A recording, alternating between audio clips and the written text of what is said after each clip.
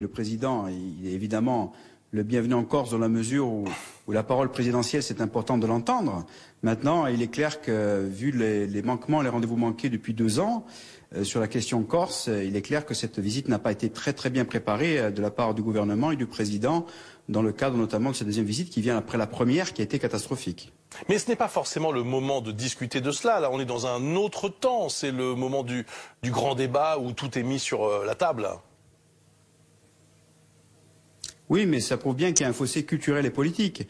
La conférence sociale qui a permis une convergence avec les Gilets jaunes en Corse sur des revendications autour du prix du carburant ou du prix du marchandise a été initiée non pas par le grand débat national en Corse, mais par exemple par la collectivité territoriale de Corse, avec une convergence des délibérations proposées à l'Assemblée de Corse à l'unanimité, votées à l'unanimité, et des propositions concrètes. Donc il y a dans les territoires, et en Corse en particulier, des trajectoires particulières. Alors bien sûr sur la conférence sociale liée à la crise des Gilets jaunes, mais aussi bien plus loin que ça, avec des revendications et des propositions issues des élections de décembre 2017 et qui ont trait à l'émancipation économique, sociale et culturelle de l'île à travers la demande de statut d'autonomie.